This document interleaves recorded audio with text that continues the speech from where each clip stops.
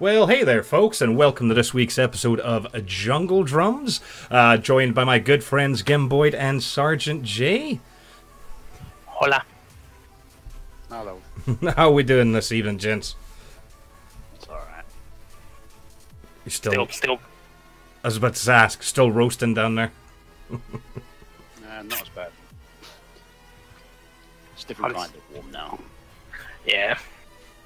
Yeah, it was a fair muggy up here, but I was talking to Jay earlier, and looking at, looks like the heat will be back on during the weekend. I think Sunday was going to be a blisteringly hot once again, I think.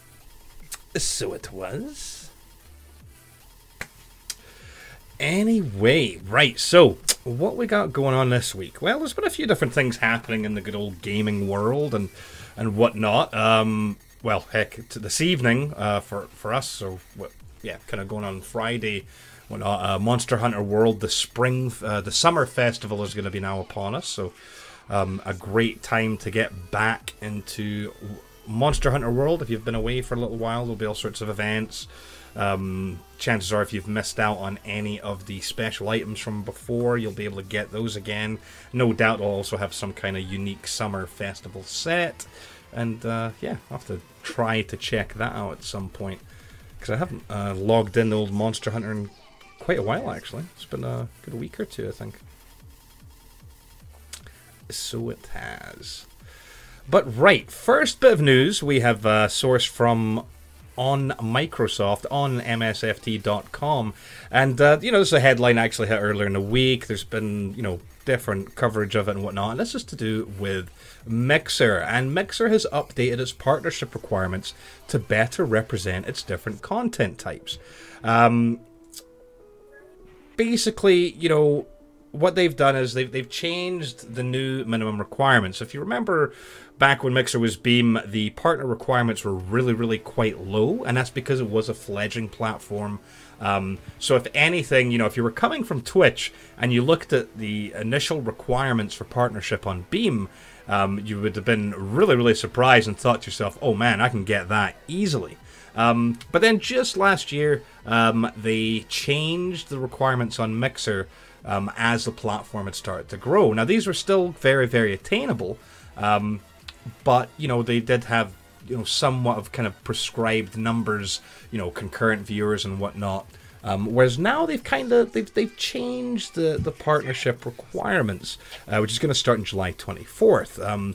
What they're doing now is an account age of 2 or more months, 2,000 or more followers, at least 12 days total of streaming per month, at least 25 or more hours total, and following terms of service and user rules of conduct. So what's quite interesting is, you know, naturally, you know, people are seeing the positives in this, and the reaction's been great, saying, oh, this is, you know, awesome, this is excellent, it's great for those of us that aren't streaming Fortnite or PUBG at the moment, you know, that we like to play other things, and this gives us a better opportunity or more chance for partnership.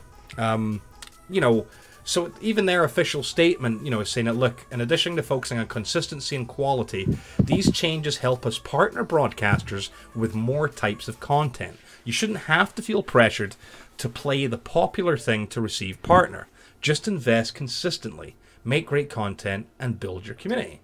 So that sounds great, you know, that's really nice, really positive. But there's another point of view for this. And I'll use Twitch as a prime example. Twitch used to have prescribed partner requirements, where, you know, you need to have this many viewers, this many this many that. And okay, they still have it to some extent in the little achievement system they have built into Twitch now. But they've also made it quite open, where there's a lot of numbers that aren't quite set, which allows them to be relatively ambiguous. And Mixer's now the same. Now, and let me explain this. Basically, when you have very prescribed partnership requirements, as long as you meet those, it makes it very difficult to get your application turned down. Because as long as you meet all of the requirements, you know, they have to come up with a really good reason for not giving you partnership. But now with this somewhat more open type of, you know, ambiguous thing, because they've even kind of went into say, you know, oh, look, you know, it's all about professionalism, this, that, and this. It gives them much more leeway. And again, I'm not trying to be pessimistic or cynical here, but it gives them a lot of leeway to turn you down. You know, so if you think, oh, well, look, I do all these things, I meet all these requirements, you know, at least the ones that they've highlighted, you know, the prescribed numbers.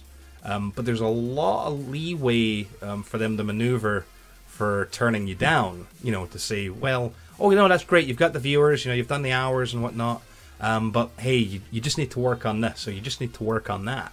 And it's happened on Twitch after they changed the requirements, and a lot of people have seen that.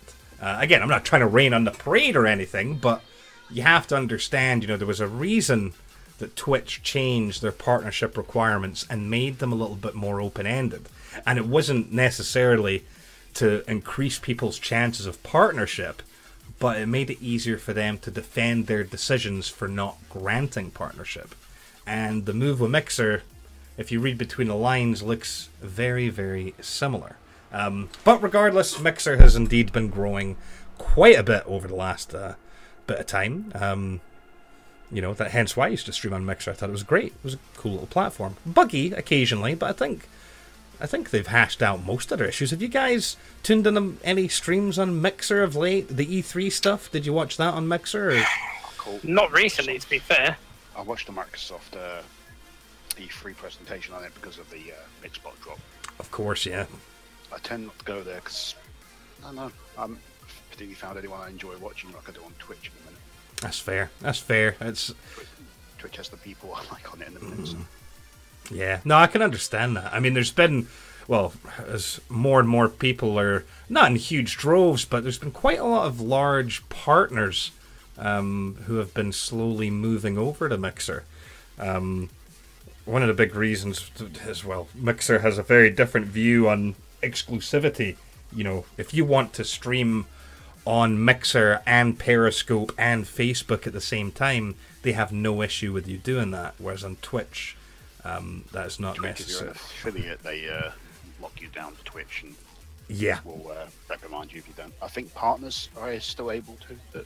I think the way it works with the partners on Twitch, Gim, is it depends if they negotiated for that or not. From what I understand, the standard partnership agreement does have exclusivity.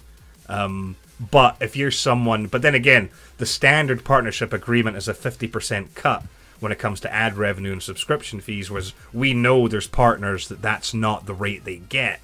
So I think it's one of these kind of negotiable... You know, if you're big enough or you've got a good enough business plan, you know, you're going to generate them enough money, I think that's when they'll say, okay, yes, if you want to also stream on Facebook, we've got no problem with that. I do believe. But no, I find myself, I haven't, you know, as much as I used to constantly watch streams, I just don't do it anymore. I don't know if it's a question of the time or whatnot, but, you know, I find myself still watching YouTube. I like to catch up on my YouTube videos to the different people I subscribe to, but when it comes to live streaming, there's very, very few that I tend to watch. And of course there's time zones as well, I suppose. People I do watch is every now and then I do that. Yeah, I get you. It's a bit of a shame. Right, well, hey, this is gonna be all Gim here. You're gonna be able to bring us up to speed and all this stuff. But in case you didn't know, last week, well, actually, yeah, it was over the weekend, wasn't it? Was TennoCon 2018, which of course was in the lovely city of London. No, not London in the UK. It's London, Ontario. And so basically, I've just got a little headline here from PlayStationLifestyle.net. And their headline is TennoCon 2018, more info on 3 epic Warframe updates. But before we even get to that, Gim, you can bring us up to speed. What were the big things that happened at TennoCon this year? Oh, the main big announcements. Let's go in order. What was first? Trying to remember exactly what was first. I think it was the reveal of the Switch version was first, wasn't it? I think that was the first thing that kind of popped up. At least on social media, that was definitely the first thing I saw folk. No, the social media, they were doing that in order. And that was Danielle, I think. was at Solu on Twitter. I think was doing the Warframe account at that point. But might be wrong. Might have been Megan. Where was I? Yeah, so the Switch version. That's what they showed first, being done by Panic Button, who do a lot of porting. It's their thing. As an aside to that, not Warframe related, but I did notice that Subnautica has been, the console version has been handed over to Panic Button for them to actually make it work. Oh, nice. While that's a good game, it has the worst performance of almost any game I've played on the console. What is going on just world holes and stuff. But did they go into any detail on the Switch version, Gim? Like, as far as, is there going to be like an offline mode? Is that going to be a possibility, or is it still going to be? I think it's going to be exactly the same game, just Switch. They might have Nintendo theme, like where we get the Xbox Prestige pack, and it's called something different on the PlayStation, but they get something like that as well. And maybe a Switch one of those. There's some a bit of exclusivity between the platforms there, but okay. Yeah, there's no real loads of details. It's just putting it on Switch because we can. But the real announcements that came after that, the actual content announcements, the first one was Fortuna, which is, if you've played Warframe and know about the Plains of Eidolon update, is that, but Corpus themed into the Grineer theme, which is the other major faction of the three. And it's going to be like 5 times bigger or something like that. Oh, wow. Because when they mention the reveal, it goes, oh, by the way, that crater we just went past, you could fit all the Plains of Eidolon into that. Just like... So yeah, they showed off the new faction that you'll be working with, the Solaris.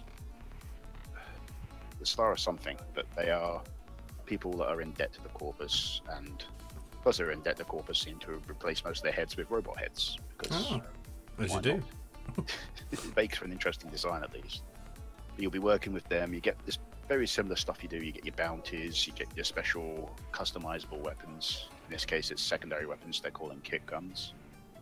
You get your own special pet. You can get a pet mower, which is little robot walkers that the Corpus have. You can have your own customizable one of those. Oh, cool. People have been wanting that for a while. You've got your fishing and your hunting, but they're different now. Because the fishing, I think the mechanics, they mentioned the mechanics will still be spearfishing, but you're catching all terraforming robots, because this is set on Venus, and Venus is usually hot, whereas this bit there's a lot of snow, so it's a bit confusing. But yeah, our ancient Oroking terraforming tech, and you're fishing and catching little robots that are doing terraforming. And the hunting is you're hunting, you're tracking things, luring them with a call, and then you are tranking them with a trank rifle, because you're actually trying to preserve them, protect them from the Corpus. So that's another thing you get to do in that. Of course, you've got your big open area, you do all your missions so you stand in, get your rewards. And because the area is so large, whereas in the Plains of Eidolon you can build things using resources credits to get your archwing and fly around. I'm not sure if it's final, but in the reveal it looked like an infinite use item where you have your own hoverboard. You can hoverboard around to get around places as well. Yeah, they're calling it the Bondi K-Drive, I think. Yes. Is what they kind of nicknamed it at the moment. Its official name, I believe, is the K-Drive. Okay. Yeah, no, it does look pretty cool. I saw a neat little clip of them doing like tricks and stuff over huge gaps, and yeah, that looks like it'll be pretty. Yeah, they showed some off, and then one of there's Pablo, I think his name is. Can't remember exactly what he does. I think he does art for it and modelling. But he was showing off some of his tricks. I saw that retweeted on Twitter where he was doing some pretty insane stuff. His spins and kick flips and stuff like that. It's all those little details that just add like depth to the game. So that looks like it's going to be good. And then they decided to show off a seamless transition after their reveal of Fortuna to what they're nicknaming Codename Railjack at the minute, where you and your team of other Tenno work together on a large fighter ship to take down a enemy flagship. So so I think what game would be like that? I mean, Star Trek VR would be closest to it, except you don't have to sit down, you can move around. And it's of course not VR. But Yeah, you have one person be pilot, one person be gunner. If you're taking hits, somebody's running around putting fires out. You can get boarded, and you have to fight off the boarders. You can also board the enemy ship as well, using, again, the Archwing. Finding ways to work that back in, seeing as it's not the most popular part of the game, Archwing stuff. Yeah. To say the least. But they're finding ways to make it useful, at least. No, that's good, because it is. It's one of those things like when it first came into the game, it's like, oh, wow, Archwings, these are going to be awesome, yeah! And then you realise there's not much to do with it. It's Yeah. like, oh, yeah. But yeah, its incorporation into Planes of Eidolon was decent. It's like, oh, that's a good way to get around. It's already there, they didn't have to do much.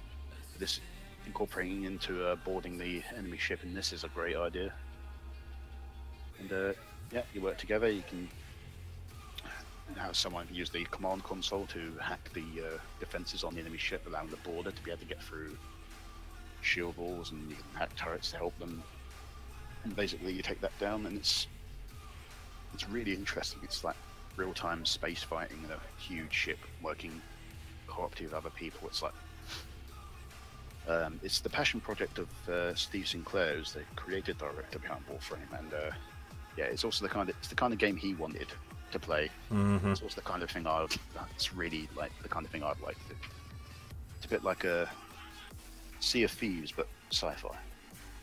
I mean, it's just amazing how Warframe, they just keep adding to it. They actually listen to their community, and oh yeah, on the listening to the community part, they had mentioned they are still working on trying to get the Prime access to not be so crap for people who don't want to drop like 60 quid on to get one thing they want out of a pack and stuff like that. So they are listening to people, and they are working on it.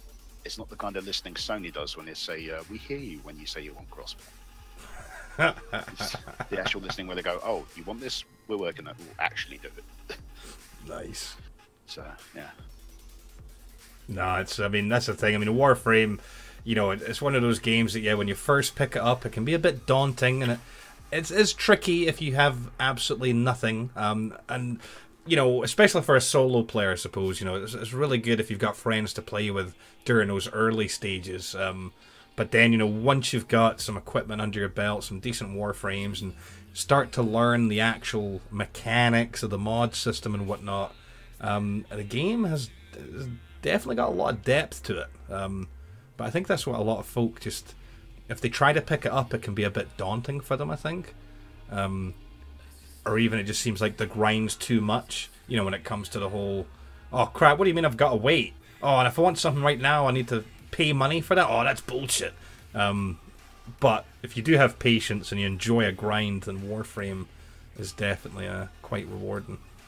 I mean, I love the game, but it did take me 3 attempts to get into it in the first place. Yes, yeah. That's First time, it was just not a good game. back when the revives cost plat. Oh god, that's system. Those were the days. What was it? It was. I think you had. Well, was it you had like 3? 4 or 5. Was it 4 or 5? I just remember that, like, picking it up, and I played a little bit. Like, oh, this is quite cool. Then got to a certain point, and then yeah, I died. Like, it was a mission. It was too hard for me or something. And then they wanted me to pay to continue playing. I was like, what? No, uninstall. I was, you know, and it wasn't until. Oh, what was it? Some free revives, and then that was it for your day. That was a daily allocation. Wasn't it the Christmas? Was it 2014 or 2015? Whenever the was it the War Within or the Second Dream? I can't remember when the first cinematic had came out. The first cinematic quest was Second Dream. Yeah, whenever that, and I think that's what got us hooked right there. Yeah, we started playing a little before that. That's right. That's right. And then it was like, and then they just like they showed this and like, ooh, this actually looks interesting. We get the beta. It's like, wow, this is really good stuff. And that's what actually kept us in it in the end, I think. But it was just a fun little thing to do when we got run out of Destiny content originally. It's true, and it was quite cool when Destiny we've got to do this. When we were like rocking a full squad of 4 and doing all the different void missions and stuff. It was a hell of a lot of fun. Yes. I enjoyed it. They nerfed my tongue core. Well, that's what happens when you're a one weapon wonder. Nerf my beautiful Tonko. Whereas my, parent sequence Sakura Penta, on the other hand, that's not been nerfed. That still works as intended. It's great. Yes, that's what the Tonko does now. It's the same thing as that, basically, except they nerfed the Tonko by allowing you to kill yourself with it. That's the only. I can't remember how many times I formatted that thing. It was a stupid amount. It's still an amazing weapon, Jayla. Just don't use it point blank. That's no fun. That's a problem. Oh my! It's really fun. Just have like Bronco Prime on backup or something like that. Just that destroys me up close. That was my solo all content gun. That was. There's so many other ways to solo now. There's so many ways where you can basically break the game. Because it's a PvE game. It's all fine. And that's the thing. It's crazy, like you say, with just certain weapons, certain mods, and Riven mods. Oh, I finally unlocked that Riven mod today, Gim. And what weapon? It's gonna be doing crap in it. I can feel it. It said in like the description, it's I can't remember the name of it, but it was basically for the friggin' Death Cube. Like, so like Death Cube's Death Machine rifle. Yeah, it said Death Machine something. And I was like, oh, okay. And I was hoping it would work, somewhere else, but no. So sure enough, it's just for Riven mods are for a weapon. Yeah, that one weapon.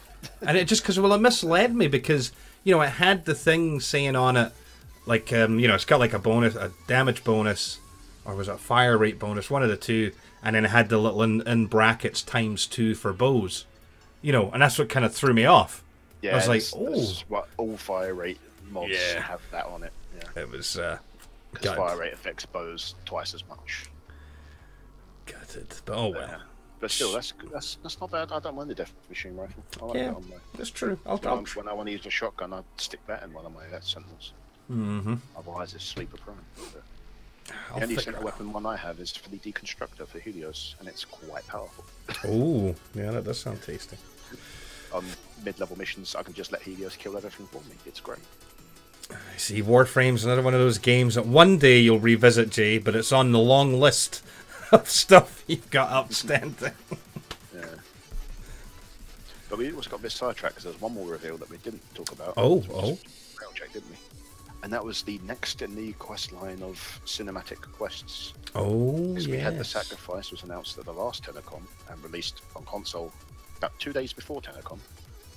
So they just got it out in time. That was their plan. But next one is the Old War. And that's all we're getting, because spoilers. Do not want them. But it's good. No doubt. I mean, it's going to be continuing the storyline that we've been getting, right? I mean... Yes. Awesome. Well, you've done the Sacrifice, so you know... Yeah. But no, we won't spoil it for everyone else. And it's continuous in that character's story.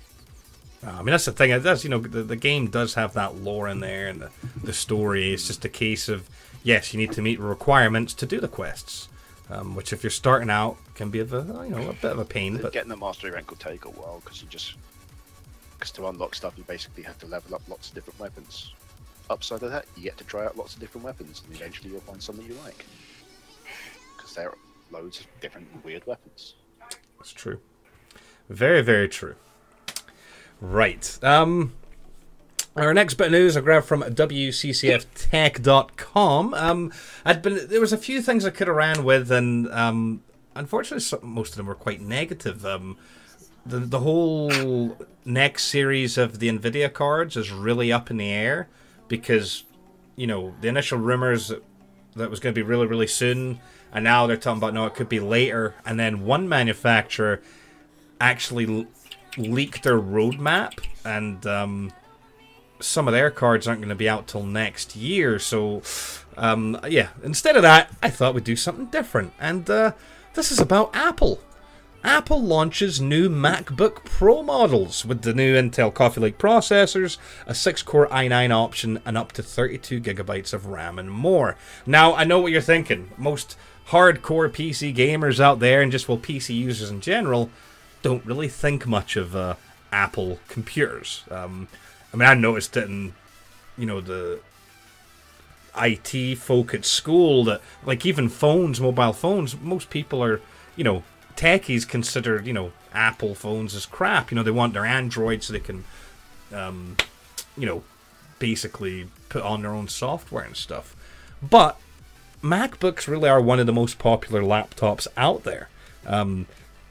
Because they're sleek, because they're thin, and also because they're relatively quite powerful. Gaming on on MacBooks has always been a bit of an issue, though, because you're basically just getting an Intel graphics chip on them.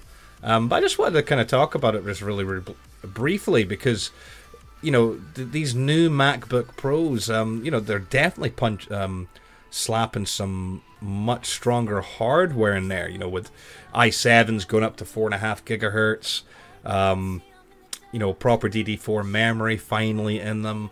You know, you can even get, if you want, an i9 processor that has a turbo boost speed of up to 4.8, and that's a 6-core, 12-thread.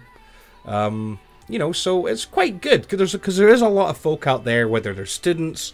I know a lot of DJs who use their use MacBooks instead of like you know, a normal PC laptop of some kind. And then same when you get into the art world and art students, there's a lot of folk that use MacBooks or, you know, Apple PCs in general. In fact, you know, at the university I'm going to this next term, quite a few of their labs are actually using Apple hardware, which is you know, quite interesting. You know, just the way that they've got things set up, they've went that route, so they have. And then of course, you know, our IT guru over at Scholarly Gamers, Marcus, he's well versed with Apple stuff. You know, that's his forte, and he does most of his work and home computing from an Apple as well. And, you know, nowadays, the way that the laptop prices have been, like, you know, for powerful laptops, they're expensive anyway. And the MacBooks, the prices of them are actually looking a little bit more reasonable now compared to some of these, you know, super laptops that are out there. But no, I just thought it was an interesting little bit of news. You know, I've never owned a MacBook, and I don't think I ever will. But I can appreciate that they are aesthetically pleasing. What are you going to say again? So the dog was misbehaving again, so I did get up and saw that. I wonder what I missed. I was just wondering if I missed anything. Oh, just MacBook. the MacBook. Yeah. The expensive MacBooks. Yeah, but I mean, this is the thing, though, Jay. I mean, they are pricey, but when you look at, you know, like the gaming laptops and stuff that are out there, they're even more expensive than these MacBooks. I mean, okay, you're not going to be gaming on these because they've got Intel Iris Plus 655 graphics, which isn't very amazing, but, you know, they are sleek. A lot of people, funnily enough, really like the Apple or the, you know, the Mac operating system, which is fair enough. I just remember having to fix a friend's Apple computer. It was running really. They had like a really nice. Oh god, I don't even know what the model would be, but it was one of the Pro desktop, you know, the home computers. And she's really into photography. We were up visiting her because she's way on the other side of the country, and she's like, "Oh hey, you know, can you look at my PC? You know PC stuff." I'm like, "Yeah, of course." She's like, "Well, it's not running right. It's really running bad." I'm like, "Oh okay." I had no idea it was an Apple. Like I just thought it was going to be a PC, right? So I got in my head what I'm going to do. I go upstairs. And then there I see this, you know, this thing. Jaw just drops. I'm like, oh crap. I'm like, I don't even know how to friggin' start this thing, but okay. So I started going through, and it was running like absolute crap. And this is when I understood. Now, they might have changed their operating system now, because this was a few years, not several, but, you know, just a handful of years ago. But the way their operating system worked was a bit silly. Right?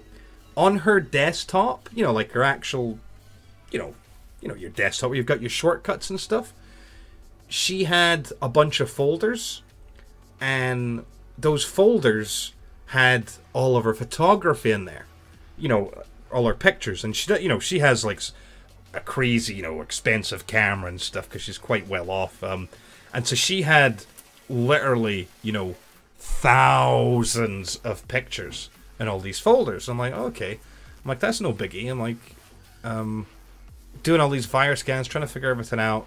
Couldn't figure out for the life of me, and I had to actually get on my phone and go on Google and try to figure this out. On the Apples, everything that's on the desktop gets loaded into RAM. So because those folders were physically, they weren't shortcuts to folders. They were the actual physical folders. So anything that's on the desktop, and again, they might have changed their OS, but back then it gets loaded into RAM, hence why her computer ran like shit. So what I did was I relocated them, put them in a proper folder organization somewhere, and just put shortcuts to them on her desktop, and sure enough, she got on, she's like, holy crap, this is running better than when I first got it.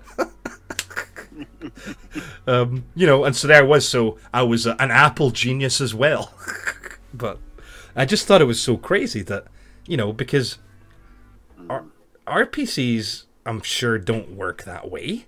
Unless I don't think they do.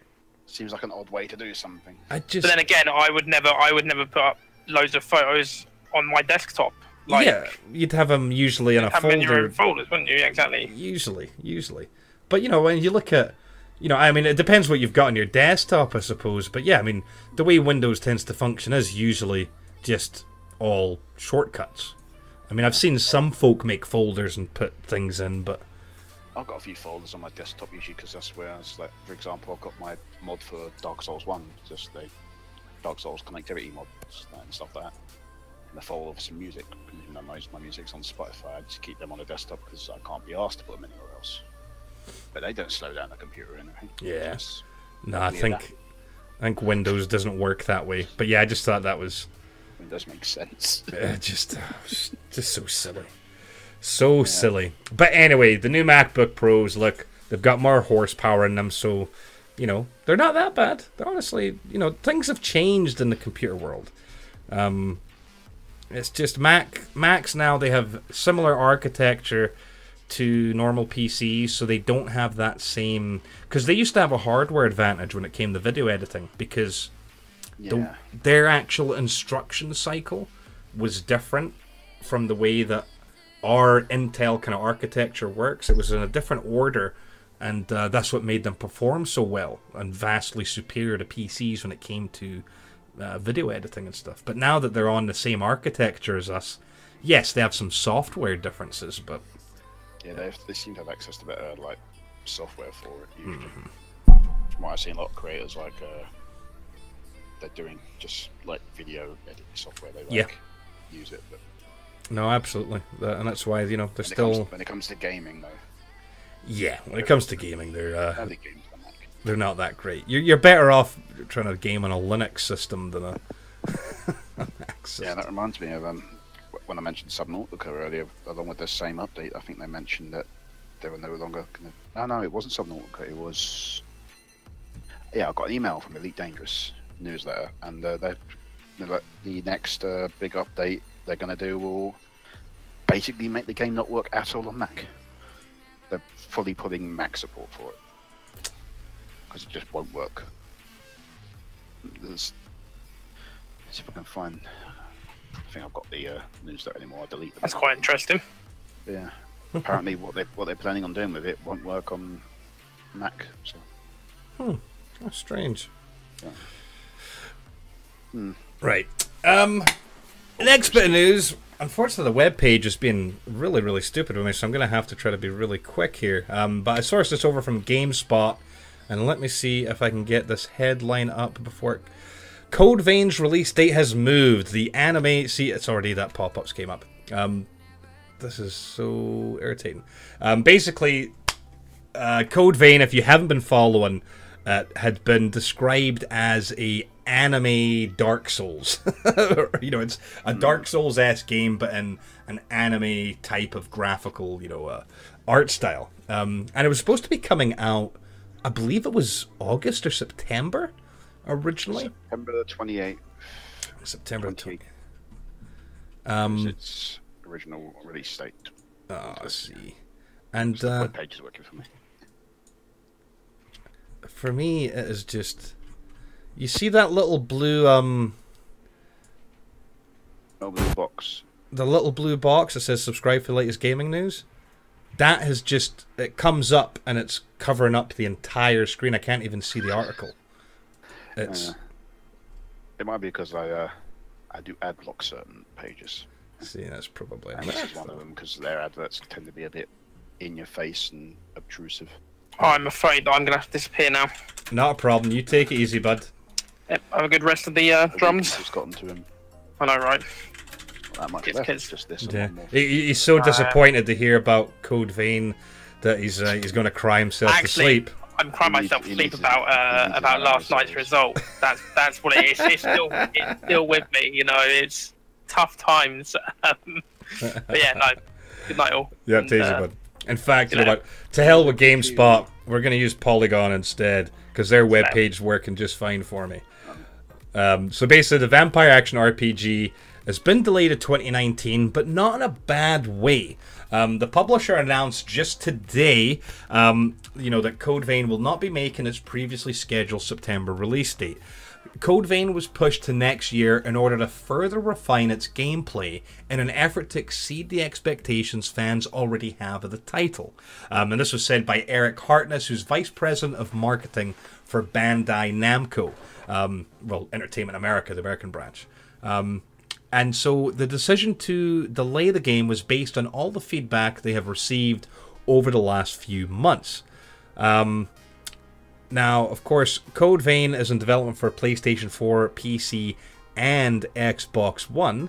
And I'll be honest, I don't know that much about Code Vein. Had you been following it much, Gim? By chance?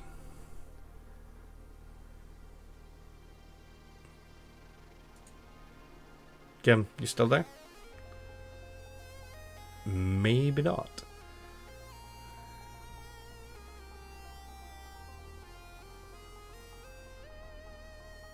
No, you must have jumped off for something. No, Code Vein, I'm looking at it, and it does look really, really cool. The fact that it draws inspiration from the Dark Souls franchise, and, Dark Souls is published by Bandai Namco anyway, and it features a vampire-like player, player characters known as the Vein. And they use superpowers known as gifts, fighting an infestation of demonic creatures known as the Lost. It lives. Oh, is it Discord being stupid? It's Discord completely disconnected. It didn't disconnect me. It just did the the loading. Got ya. Loads. Yeah, no, Discord's been on the fritz for quite a while now, folks. Hence why, if you look over there, I'm having to use this little thing, which is now actually, now that I look at it, because Jay kind of screwed everything up, didn't he?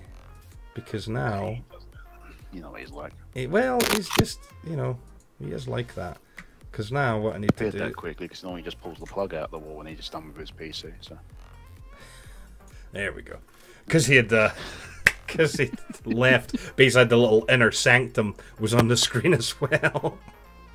He screwed us. No, I was asking, had you been following Code Vein much? Before I got interrupted, I was saying that because it describes itself as anime Dark Souls, anything that describes itself as blank Dark Souls, I am very wary of and will not follow until it actually released and people thinking about it. Because I am... Yeah, because I was looking forward to when the first one, Lords of the Fallen, I was like, oh, this is like a Dark Souls by another company. When I finally got to play it a bit, it was like, oh, it's nowhere near as good, and it really disappointed me. So, well, does the fact that it's being published by Bandai Namco, who also publishes Dark Souls, does that help restore a bit of faith? It makes Dark Souls as good as it is. Bandai's great in bringing the games over from Japan, but I don't know who develops this either. Who's dev behind Code Vein? Hold on. This article doesn't mention it. Let's see. Too good. Why did it auto complete with release date? I don't want release date. I just wanted Code Vein. Yeah, no. Developer is Bandai Namco Studios. Publisher, Bandai Namco Entertainment.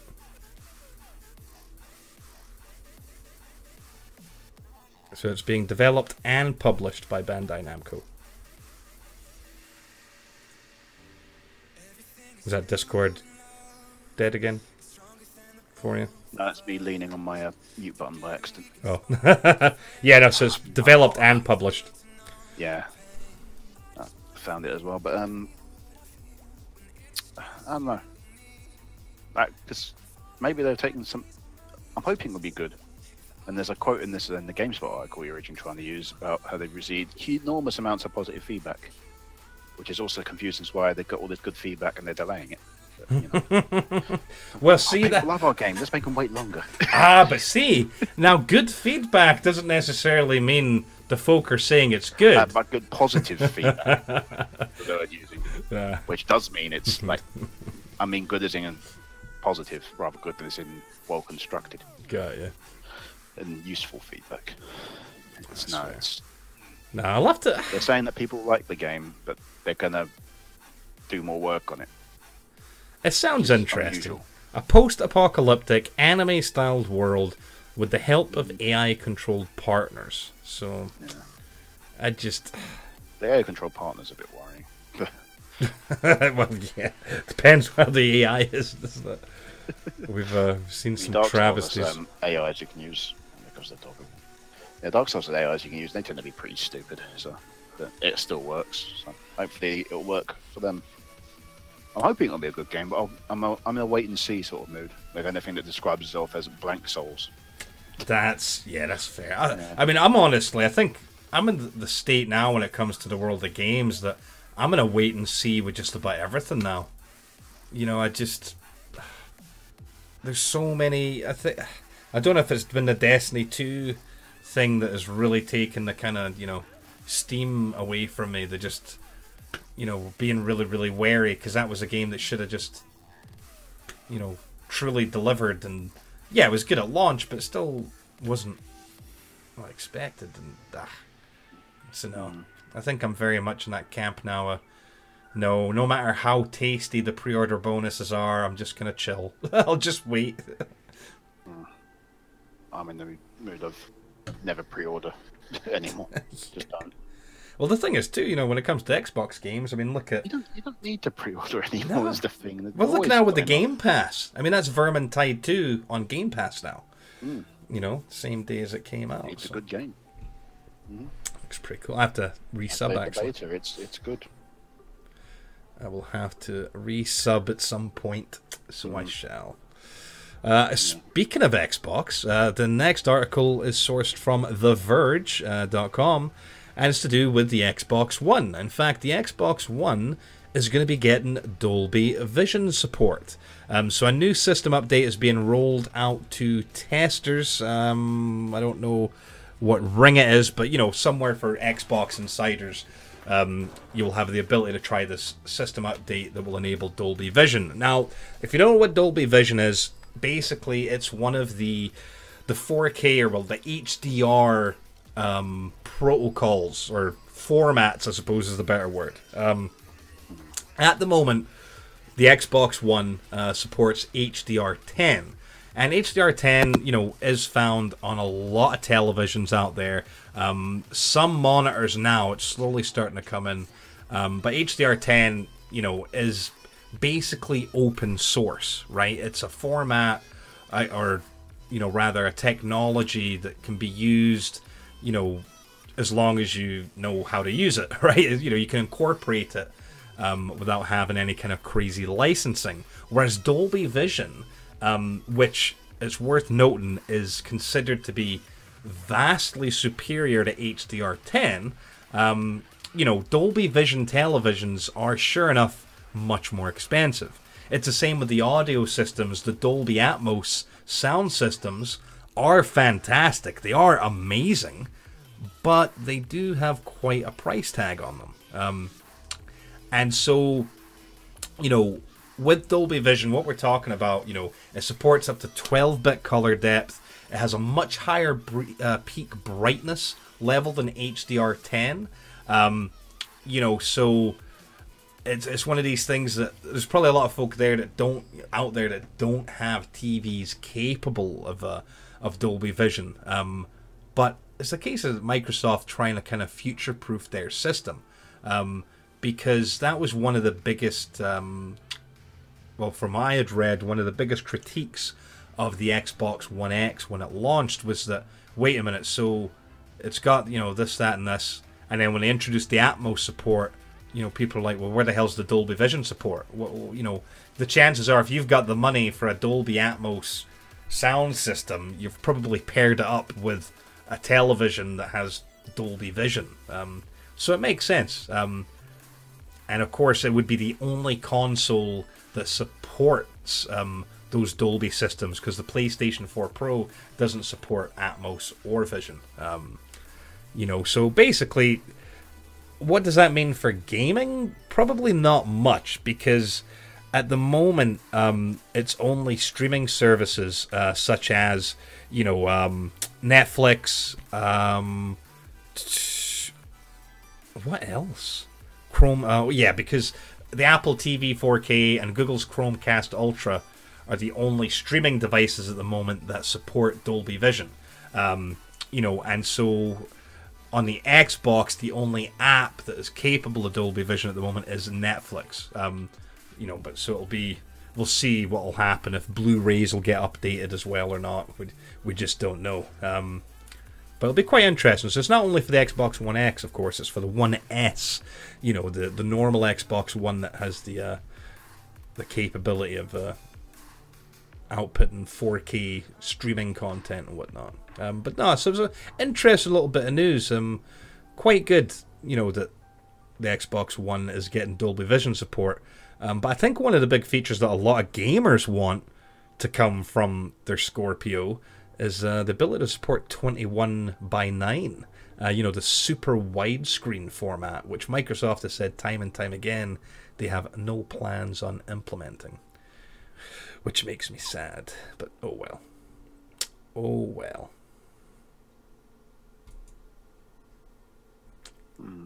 So there. No, I thought it was just a bit interesting. It was one of those things that, you know, I remember reading a lot about before game, how a lot of, you know, the kind of, you know, the real kind of audio files and video files, or whatever the hell you want to call them, were really kind of saying it's really, really strange for a device to support Dolby Atmos but not Dolby Vision. You know, they couldn't quite understand it. And sure enough, if you go look at the prices of TVs, the ones that are, you know, have the Dolby Vision certification on them, the 4K HDR ones, are just, the price difference is, yeah, quite shocking. Quite shocking. But 4K TVs are still, the good ones are still quite pricey. You can get cheap ones that'll be okay for watching, you know, TV shows. But when it comes to gaming and like even sport, a lot of those cheap 4K TVs just have a lot of blurring going on with them, which is a bit of a shame. Bit of a shame. Right, one final bit of news, Gim, and had you been following us on social media by chance? I've not through social media. There's a few YouTube channels that have been talking about it. Right. Well, for most of you out there that stay up to date, you know, like with Gim via YouTube or, you know, Twitter, Reddit even, you've probably heard about the whole ArenaNet debacle that's been going on recently. And so I just wanted to bring this up. This is from PC Gamer, and this article is actually talking about how, you know, the headline is that the fired ArenaNet dev calls dismissal an active solicitation of harassment. And of course, it's to do with the narrative designer Jessica Price, who was fired last week. Well, the narrative designer for Guild Wars 2, who was fired last week after a heated Twitter exchange with a streamer.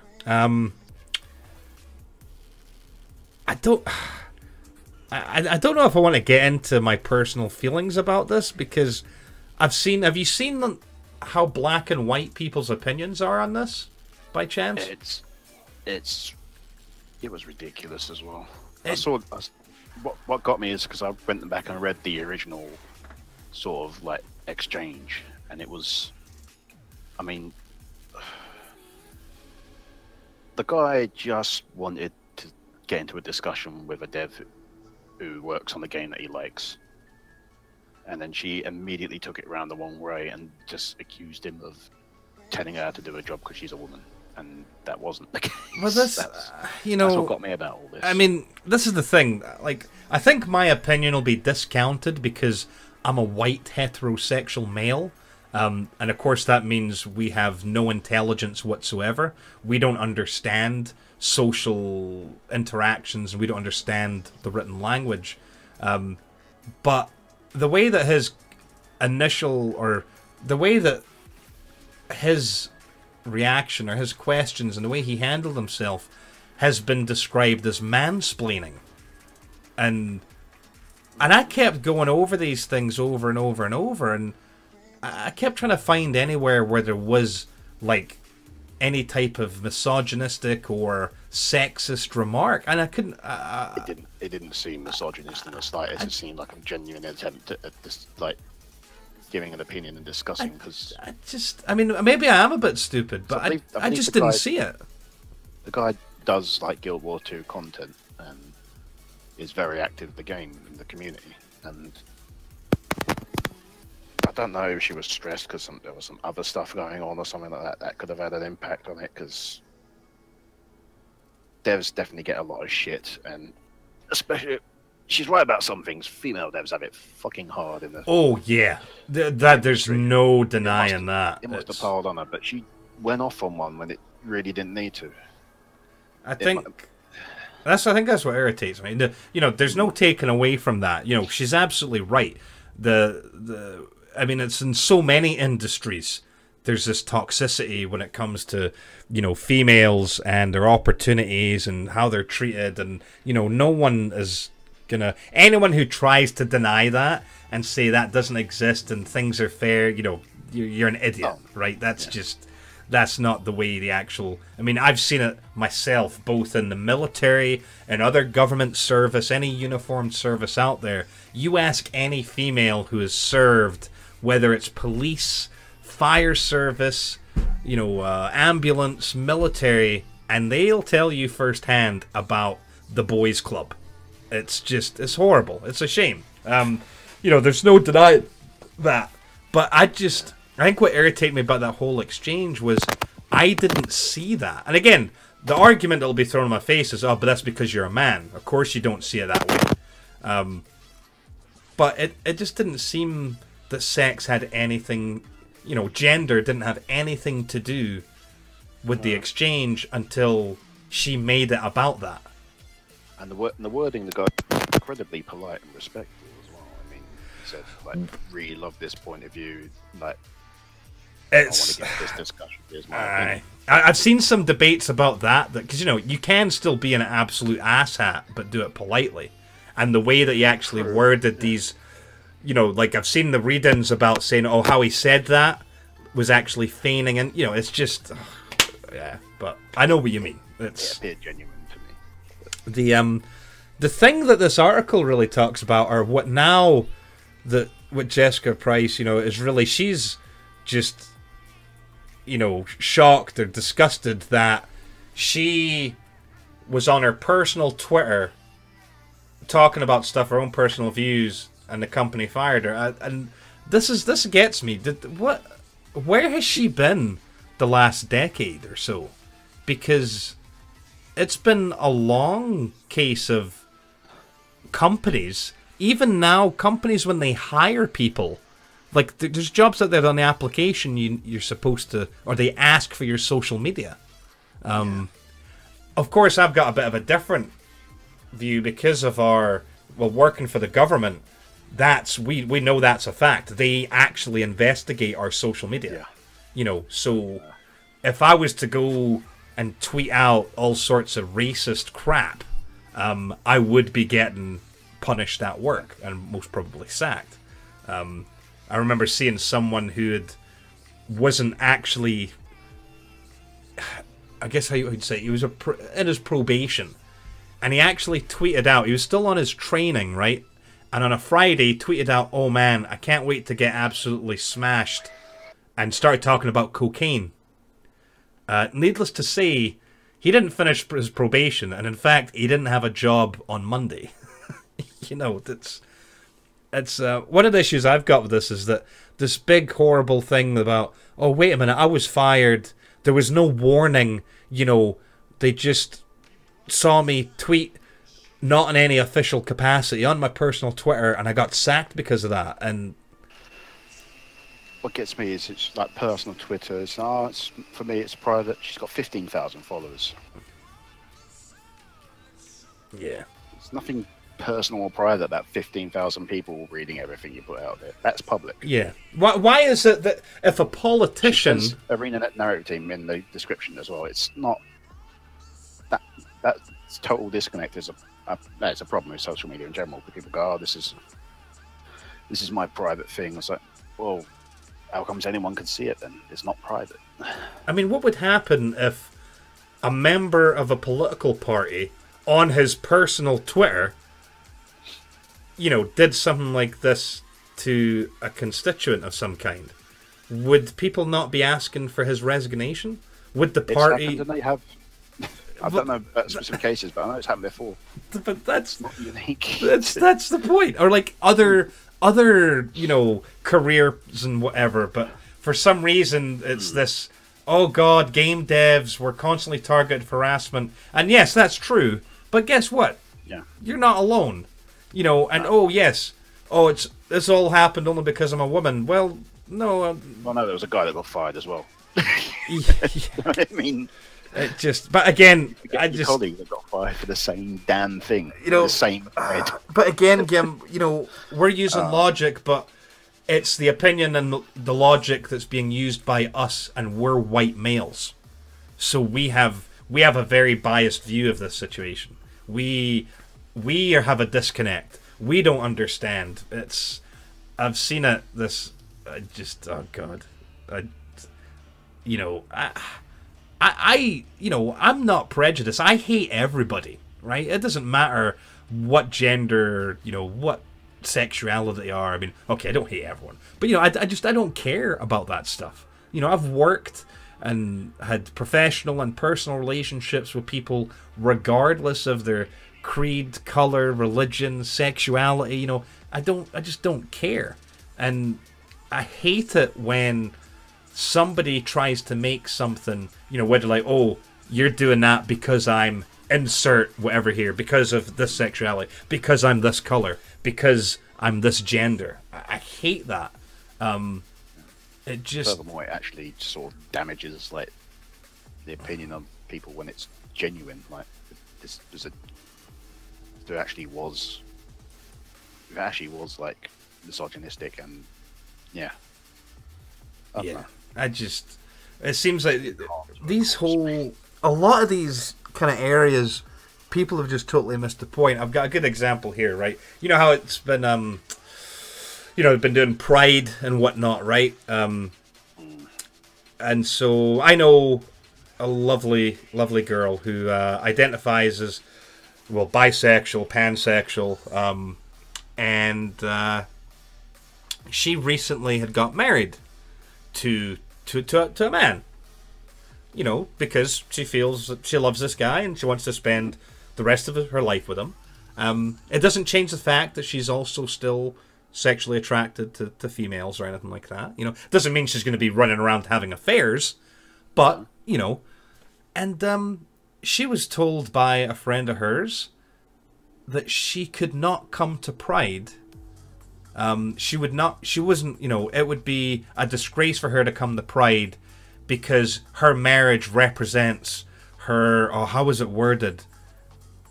Her, was it maybe acquiescing to the patriarchal society, or it was some bullshit, right?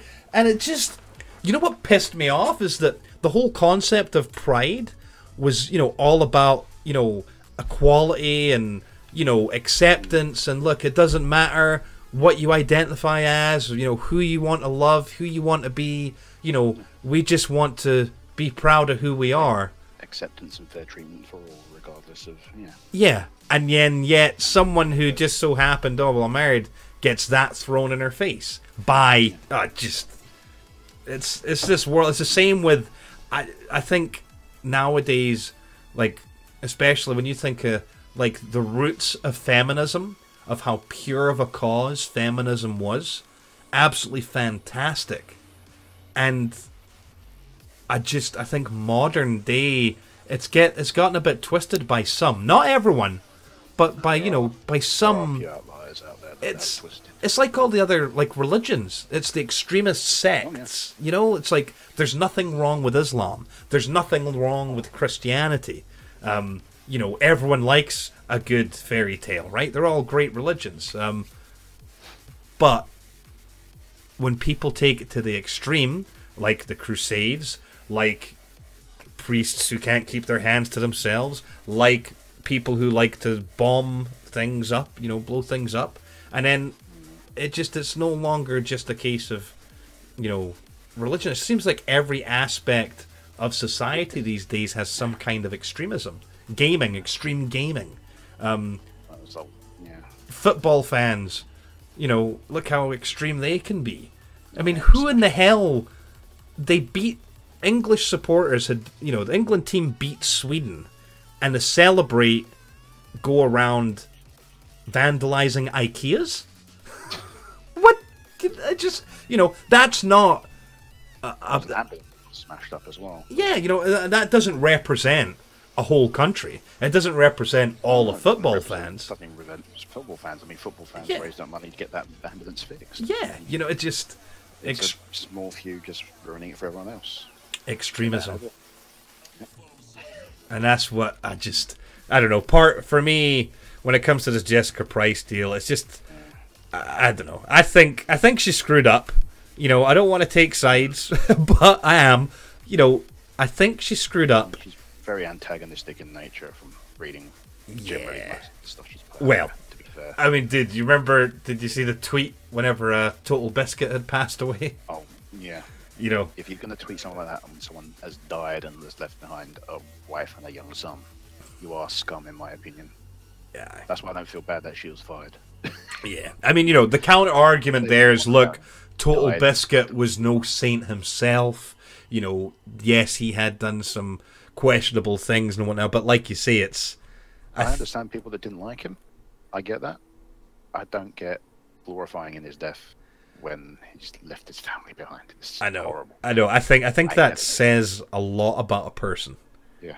You know what I mean? Because that's the kind of person I don't want anything to do with. Yeah. Because I'm the same. If there was someone on this earth that I hated their guts, you know, like really, really, truly hated, and if something bad happened to them, I still wouldn't, you know, be like, oh, that's good for you. You know what I mean? Like, and especially if they passed away, and as you say, leave behind a young family, you'd have...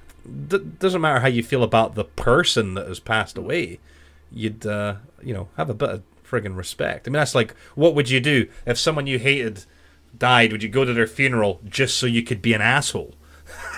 You know, just so you could create a scene? Of course, it's another enabling factor of social media, isn't it? So I can just chuck this out, no repercussions, yay. Oh wait, repercussions? Why are you targeting me? Exactly. I think you've... They wouldn't go out in the middle of a street, like, as a funeral procession, go past start shouting these things out. Yeah. Because they'd fear the repercussions. But they do it online, because they think there aren't any, until there are. One thing I do want to... Like, I openly said I don't like the woman because of what she said about Total Biscuit, because it was just completely out of order and disgusting. But I would like to know if she was actually warned beforehand, because if she wasn't warned beforehand, I think firing her is probably going a step too far. Like, reprimand, say this isn't on, don't do it again, and then if she does it again, then get rid of her. I don't know if there was a warning or anything like that. I think that thing is made public knowledge anyway. So I don't know. But yeah, I mean, well, even like when you look at her, you know, she says, You know, oh, let's not talk about how I was fired, but how it was announced. And I think that's kind of, you know, because as you say, I mean, it says it would have been bad enough. Forum post saying there's 2 members of our company no longer with us, and I don't think they're actually directly named. I think that was the actual announcement. Mm-hmm. I might be wrong. Going by memory here, I need to look it up. It just, you know, I think it's like you say, it just repercussions and this whole concept. Wait a minute, why should I be held accountable when I was on my personal Twitter? Well, because you were actually talking about the game and you were actually interacting, attacking a member of the community. You know, and it's just you're attacking your customers. You know, in the end, the people that pay her salary wasn't her bosses. It was the guy she was attacking and people like him. I mean, that's where the money comes from, isn't it? Yeah. And it has nothing to do with your gender. It's more to do with you being an asshat. If you really wanted that account personal, why is it open? Why has it got 50,000 followers? Lock it down if you want it to be personal. Don't claim it's personal and private when it's not. Yeah. No, I've seen... Claim you've written out a job title on the description. She's representing the company. What is interesting, I suppose, is that the International Game Developers Association has kind of, you know, tweeted out or making you know, they're basically calling on its members to clarify the guidelines and expectations around social media use, both in professional and personal accounts. So that's quite interesting, you know, that saying that, oh, look, you know, these folk, there needs to be clear guidelines. It makes me think that over in the US, that they must just not have really thought about all this stuff in advance. Yeah. Whereas here in Britain, you know, clear guidelines would be a good thing, actually. Because you know that is all built into our stuff over here. You know, in most a lot of things, yeah. In most companies, most organizations, they all have a social media policy. Full clear guidelines would be good. Yeah, it'll be interesting to see what kind of comes of it. So that's one positive, at least. If this is actually something that is lacking, because you know nowadays it's not enough to have common sense. You have to have it in black and white. You know, there needs to be a piece of paper that tells you don't be an asshat to the community. If you take the middle ground, you're the enemy of everyone. To a YouTuber, Boogie2998, he tries to be a moderate. He tries to be like, tries not to get extreme on one side of the fence, the other. He admits himself he's not fully moderate. He's slightly left leaning in his views, but he just got attacked by both sides recently. Yeah. I mean, he was wrong about something, and he later learned he was wrong, but the abuse he got was hideous. He had a load of hardcore left-wingers describing him as Nazis, local right-wingers calling him a leftist snowflake and stuff like that. So social media is amazing. I mean, there's so many folk that don't fact-check friggin' anything. You know, when like folk post... I felt bad for the guy. He was wrong on what he was saying. He admitted that. He was saying that, we can take our time with rights for trans and other people. Was like, it's a bit past that now. People are getting killed over this sort of stuff. Yeah. And he's like, I didn't think of it that way, but he was just getting abuse hurled at him for what was essentially a mistake, because he's not part of that community. He doesn't understand it. If they had just educated him. But no, we live in the social media world. You have to be abusive to people. And we wonder why sad. Our youth is all screwed up. Jesus. Yep. Anyway, on that kind of horrible note, that's pretty much it for this week. You know, there's you know, when it comes to gaming news, I mean, there's little things happening here and there. There's some stuff that's just around the corner. On stuff that would have been a nice up to finish on. What was that? Finished on the Tenacon stuff. That would have been a nice note to finish on, rather than this. This is what you get. And you know, same in the hardware world. There's really not much happening at the moment. We're just kind of patiently waiting to see what's going on with the next generation of video cards. as well as when Threadripper 2 actually, when the Silicon hits the streets, and we can start seeing what those results are going to be like, because that's all quite exciting. But yeah, that's it for this week. I would say thank you to Jay, but he couldn't even stick around for the entire episode, so screw him. He is weak and abandoned us. Instead, we shall just gratefully thank Gim for sticking around for the entire episode. Yay. Much appreciated. I know you've not been feeling too great today. I feel better now. I did earlier. See, second wind, baby. Second wind. A bit of oversleeping, a bit of dehydration, a bit of knowing that Trump's in my country making it bad. Go away. Go back to your one. Oh, that'll do. Don't screw up ours as well. Ours is already a mess. We're trying to clean it. But... Well, folks, look, we'll be back next week. In the meantime, make sure to check out the website, scholarlygamers.com. We've got reviews. I've got a cheeky review up there this week when I played through Masters of Anima. Definitely quite a cool little game. More to review yet. I'll do that at some point. It was more to it than I expected. I'll be quite honest. It was interesting. I think they've also just patched it. They've added in more difficulty levels. It's one of those games, Gim, that actually, like, I'll be honest, a lot of times if I've got a game to review, I will try my best to finish it. I'll play through it for the review. And there's probably only a handful of games I'll maybe revisit. You know what I mean? Like, once I've played them for a review, then... Yeah, you'll think that's it. I've got my fill sort of thing, yeah. Yeah. And that's not one of those games. It's one that I will actually be... going back and revisiting. So that's like one of those small games that doesn't really get much notice, but when you actually get to play it, it's really enjoyable. I've played a few games like that. Yes, indeed. Yeah. But yeah, and there's other articles, of course, other reviews that have dropped this week. Not much video content this week, I'm afraid, except for, of course, Jungle Drums. But hopefully next week we'll have a bit more bits and bobs for you. But in the meantime, look, have a good weekend. Make sure to use the hashtag ScholarlyGamers to look for content, especially on Twitch. There's going to be plenty of Twitch streamers under the Scholarly Gamers banner doing the things that they do. Make sure to check them out sometime. And we will catch you next week.